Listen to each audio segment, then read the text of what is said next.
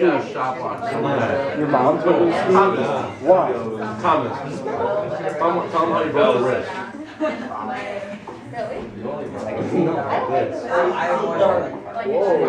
The dude came from like Dwight Campbell. Please. Take out your notebooks, okay? We're picking up where we left off. It's a little bit of a review for some of you who had me the last semester, and what I'm going to cover, I think, is those of you who didn't have me in class in the last term. I know that Mr. Masteller covered what I'm going to get into in regard to justice, okay? But we are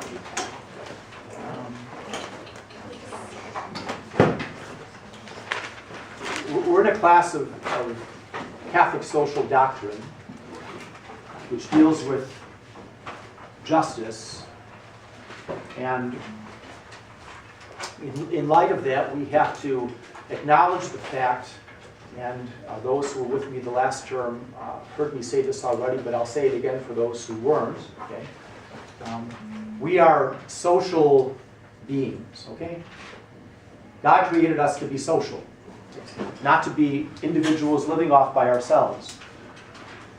We're social beings in the sense that we interact with other people. Okay? We have to do this to survive, okay? And so by nature, okay, by the way God created us, okay, by nature, okay, man, okay, and I always use this as the generic man, okay. I don't refer to, this isn't male, but this is man, male and female, okay. Man is a social being, okay.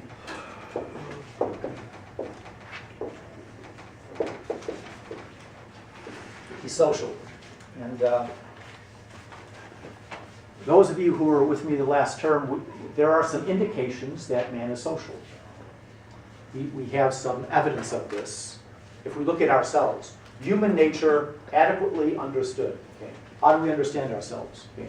Our reason by looking, considering our human nature, okay, man, our human nature, okay, human nature.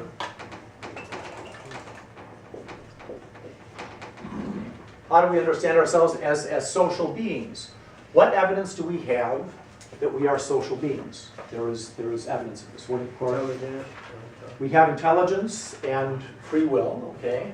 So we have intellect and free will, okay?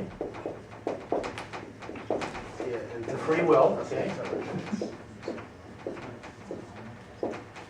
Intellect and free will. Okay?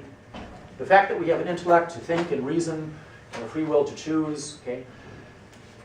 This is what causes a problem in social areas, because we have a free will and people can either conform to the commandments of God and society, or be nonconformists, and the worst are the criminals, okay? So we have a free will that causes some problems, okay? But other evidence that by human nature we're social beings, okay? What other evidence do we have that we're social beings, considering us? Yes, Seth? Like high populated areas, where people seem to come together. People come together naturally, okay? People naturally come together, okay? Okay. Naturally, okay, come together. Okay? In fact, one of the punishments if you go to prison and you're misbehaving in prison is to put someone in solitary confinement, to confine them separate from everyone else. Okay? That's a punishment because we like to interact with people, okay? But people naturally come together. But even a more basic thing about ourselves, okay, following an intellect, without an intellect, we wouldn't be able to do something that shows we're social beings, that the animals cannot do, but we can do. What? We can conversate? We can speech, okay, talk, okay. So speech is evidence, okay, communication, okay, through speech and communication. That's evidence that we are social beings. The animals make noises. When they're hungry, you know, when they're on the hunt or something, okay? But the animals really can't communicate. They can't communicate in a human way. Only we can communicate. Only we can talk and express ideas. Okay? Speech communication, expressing ideas. Okay?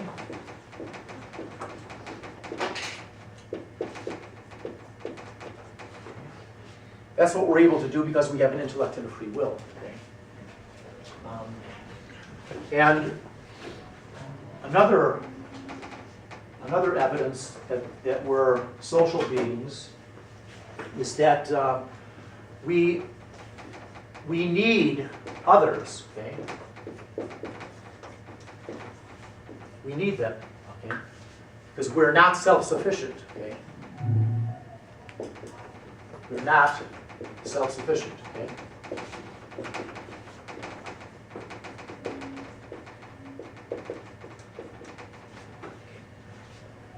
Why do we need others? For an example of why we need others. What do we need others to do? We depend upon other people. What? Well, we need other people to make more people. Well, that's true, but I'm just talking about our basic needs. Okay? Our basic needs. We need others. We're not self-sufficient. For an example of that would be, well, for food and sustenance. Okay, food, sustenance.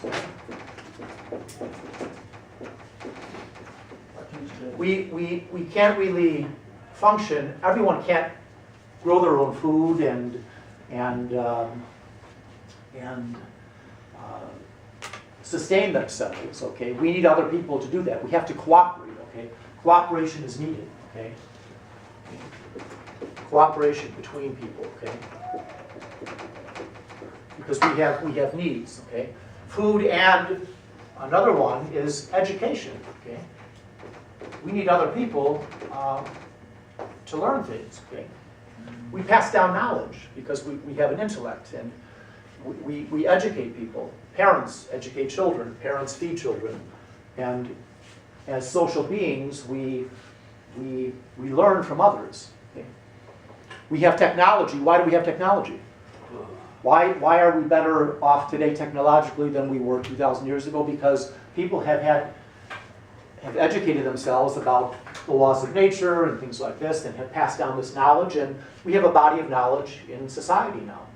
So I talked with someone who was from Kenya, a priest from Kenya, and he said it's rather unique there because they made this jump in technology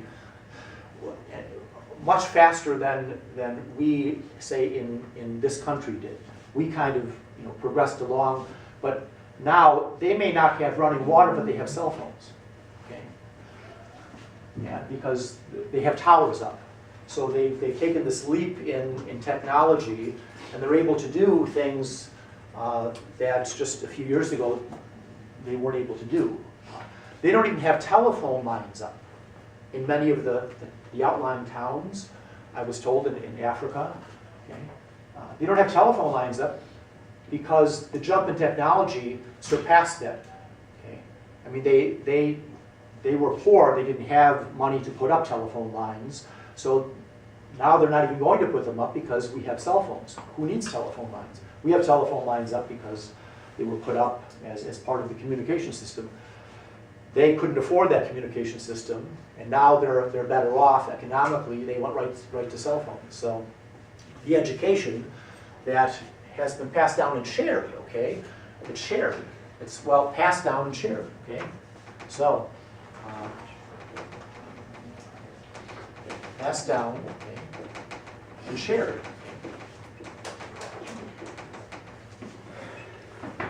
This helps us to be social beings. It benefits all of us. Okay? In fact, part of the Church's social teaching is that we should offer our knowledge to other peoples to bring them out of poverty, okay? Because we have this knowledge. Knowledge is power. Technological power is you have power over people. And we should be generous in sharing our technology with people who are in need of it to better their lives, to make their lives better off economically, physically, things like this, okay? So we're social beings, okay? We need others, okay? So from need, we're social beings, but also, okay, I'll put here 5, okay? From abundance, okay?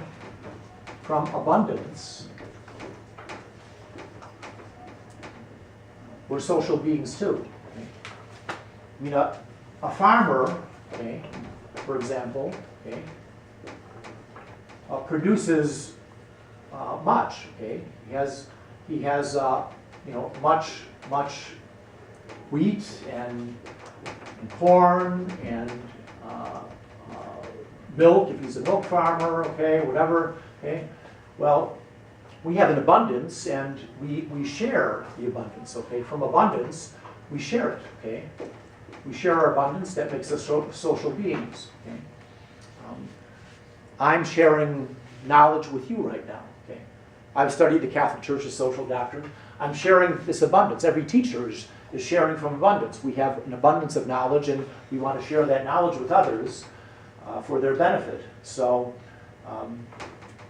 animals are social just because of need. You know, they form together in packs to hunt and things like that, but they don't really have abundance. Okay, we do. And God is it who has superabundance. God is infinitely abundant. He shares his life with us. Okay, so by nature we're social beings. Okay, we interact with each other and we depend upon each other, and this is evidence that we're social, okay, by nature. This is how God made us. Okay?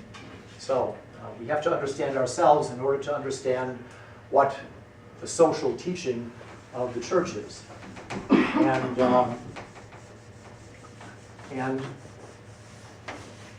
not only are we social by nature, but well, we learn how to be social by nature from someone. Okay, and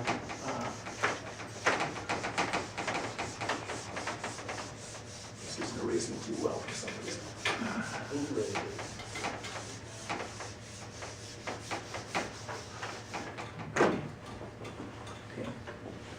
Okay. We have a model of how to be social with others, okay? Our model for our supreme model, okay?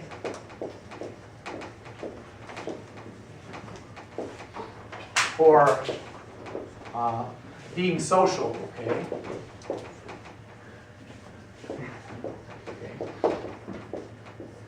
Interacting with others, okay?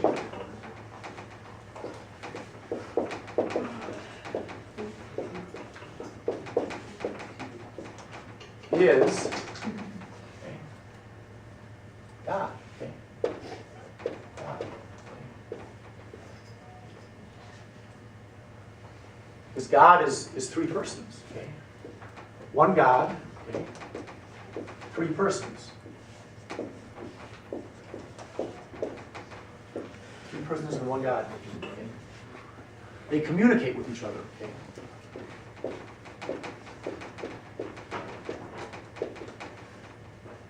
In love. Okay. So if we're going to be social beings, God is our model how to be social, how to interact with other people. Okay. God is the supreme example of that. God is social himself. Okay. The great philosopher Plato said, "If God is love, whom does God love?" He didn't know. And raise your hand before you. Okay. He loves us, but the ancient philosophers didn't know that. They didn't think that God could love us, because they thought God was so far above us. Okay. That God really had nothing to do with us. Okay. That's what their thinking was. So Plato says, if God is love, whom does he love? Plato, Aristotle, they thought God would never love human beings. That never occurred to them. So if God is love, whom does God love? Well, the answer was found in Christ, because Christ revealed that God is three persons in one God. God loves himself because there's been a communication of love between the three persons of the Trinity from all eternity. From God who has no beginning and no end. Okay? So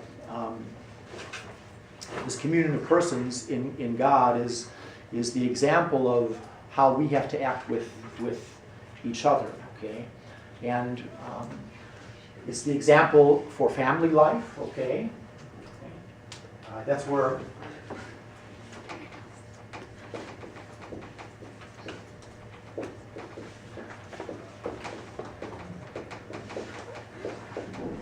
family life, okay?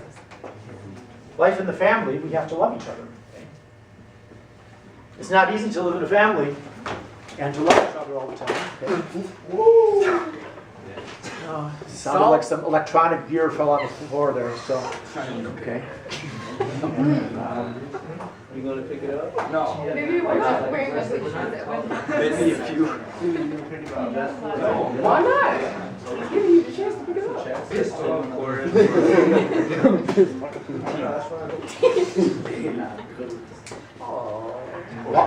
Why is it difficult in the family is the basic unit of society, remember, okay? Why is it difficult in the family to practice this communication in love and mirroring, imitating the Blessed Trinity? Why is that difficult? Because it poses a challenge. Why do you think, Corey? Why? Oh, I'm not really sure yet. I just saw something go on the floor, that's why I was looking like, huh? It had absolutely nothing to do. See, I'm trying to Well, Emma, why is it difficult to practice love, self-giving, and selflessness in the family? Why? Because, like, are you talking about like your nuclear like family or The family, yeah. I'm talking about the family. Okay, Your family, okay? Every family. because nowadays people really only care about themselves and everyone has their priorities mixed up. Ooh. And Well, not necessarily nowadays. I mean, for the history of the human race, it's never been easy people are to live. We're naturally we're naturally selfish. we naturally tend to be selfish. Yes. Yeah, if the world had no love, the world would go amok. It would go like crazy. Like, I think the world's already. Yeah. I tried to say from Mr. Mostelli class, all right? But why is it difficult to practice love in the family? Because we're human. That's where we have to learn it and practice love and self-giving and selflessness and what is it that makes it difficult to practice love in the family? What? I mean, We're started- human and we're human and we have what type of a nature? simple. Simple nature. A sinful nature. What's that you? That was sad, boy. We have a Most I wouldn't know that. we have a nature that is fallen. Okay? We have a nature that is fallen, and our nature is wounded. Okay? Our nature is wounded from what? Why is our nature wounded? What caused the wound in our nature, Seth? Fall of Adam? And Fall of Adam and Eve, yes. This took us out of God's grace, and we struggle with something called concupiscence now. Okay? Concupiscence is the rebelliousness that's in us. Okay? We don't want to do what we're told all the time. It's difficult to do the right thing all the time. Concupiscence is evident in 2-year-olds. The first thing they learn to say is no. They want to rebel. They want to disobey. So you take this out to larger society. It's that the free will that we have that is burdened by a fallen nature. So we don't always do the good that we should do. We don't always obey as we should, okay? And this causes problems in the family and then outside of the family in the larger society, okay? Now, when we talk about social doctrine, we talk about justice. And I know Mr. Masteller last semester delved into that topic of justice quite deeply with you, I think. We dealt with it too in this class, okay? When we talk about justice, okay?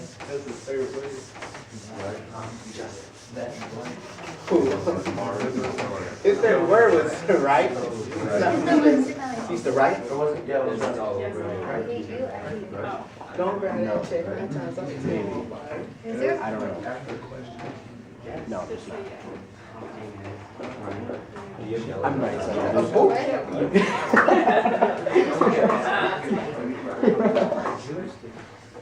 Oh.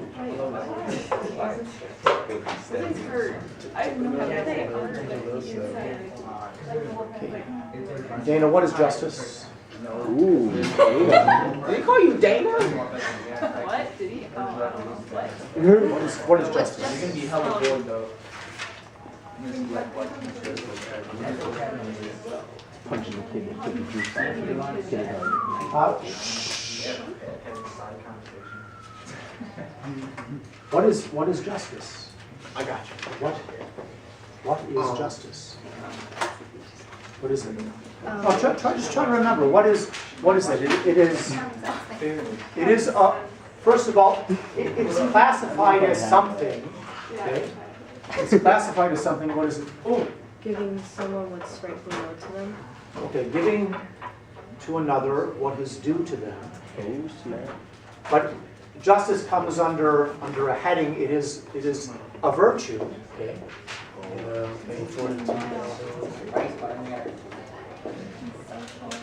You got the catechism version. Justice is a virtue.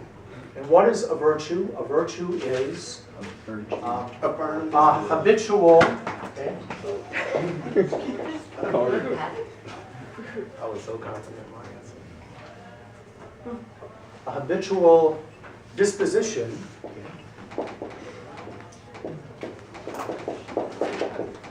of the will to do good.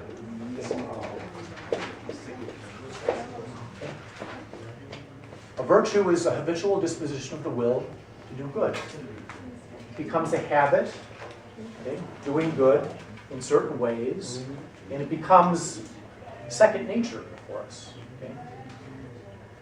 When we develop a virtue, we develop a good habit. Okay? So we do good. And the more we do good, the easier it becomes to do good. It becomes second nature, okay? Habitual, okay? Second nature. Second nature. You don't have to really think about it every time, okay, I should do this. You just do it kind of naturally. Okay? When we develop a virtue. Justice is a virtue. And we classify it further. It's one of four, what? There are four types of virtues, and this comes under one of them. Okay. What is it? The four cardinal virtues, okay. Four cardinal virtues. Okay. The other three cardinal virtues, okay. The other three, besides justice, okay, are okay, prudence.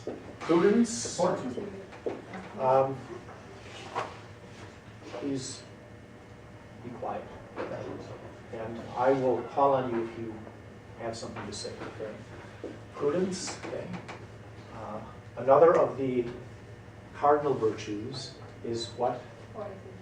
Fortitude. Okay. Fortitude. And the other is temperance. Okay. Now, these other cardinal virtues, which really are hinges to leading a good life, that's what cardinal means, okay, a hinge, virtue. To really be a good, virtuous person, prudence, justice, fortitude, and temperance. But prudence, justice, prudence, fortitude, and temperance, they're more personal, okay? They deal with the person, okay? They're personal. They deal with us, okay? You're a prudent person, your fortitude, you're acting with moral strength or moral courage. You're temperate, you don't do too much one way or another way, okay? You moderate your desires for things, okay?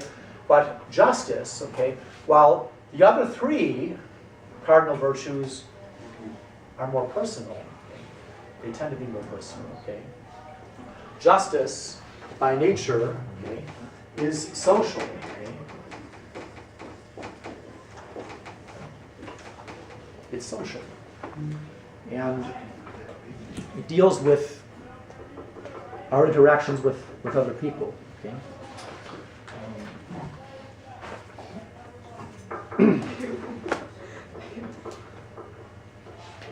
And Nicole, you gave a definition of what justice is. Say that again. What is it? It's Giving to others what is rightfully owed to them. okay. Justice is giving to others what is owed to them, rightfully or due to them. Okay. So,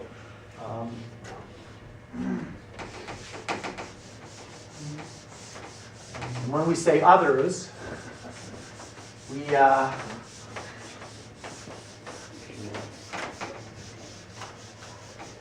mean not just other human beings, but God too. Okay.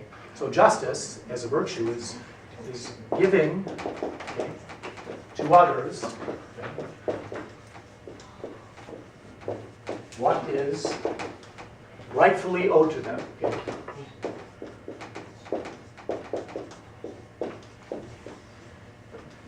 Or due them. Okay. Rightfully owed or due them.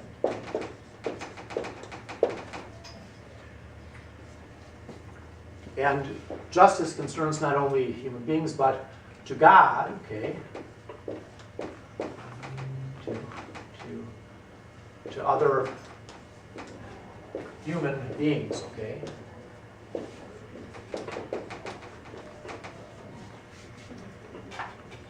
So giving to God what is owed to God, okay.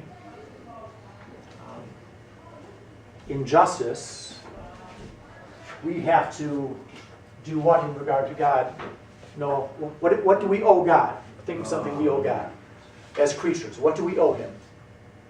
Our devotion. Devotion, okay. Devotion, yeah. What else? Anything else we owe God? Just what do we owe God? Seth, what? Praise. Praise, okay. Worship, adoration, okay. Worship, okay. Praise, okay. Adoration, okay. And we owe God something else, okay.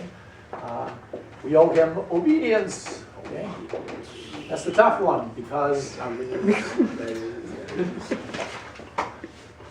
God is our creator.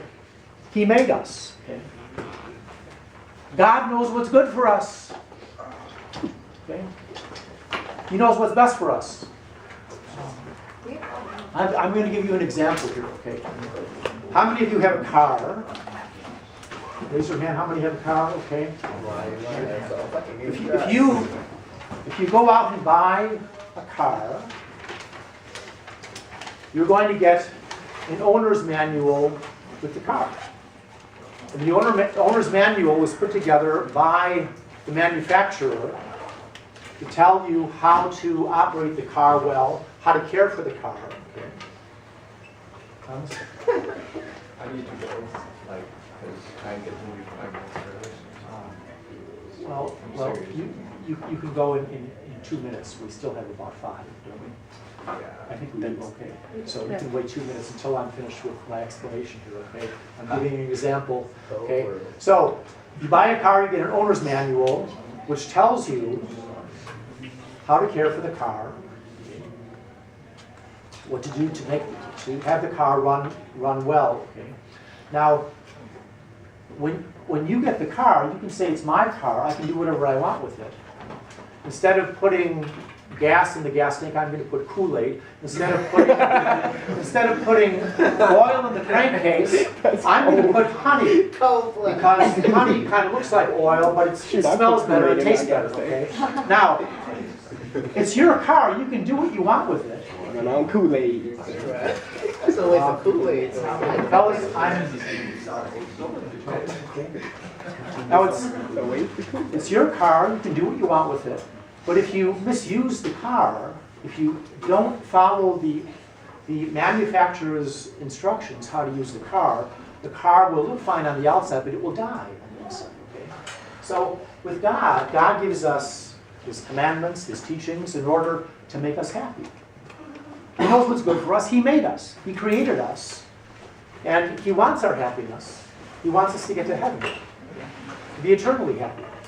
So it's for our own good that we obey, that we follow His commandments, His teachings, and those of the church. Okay. So we'll pick up tomorrow.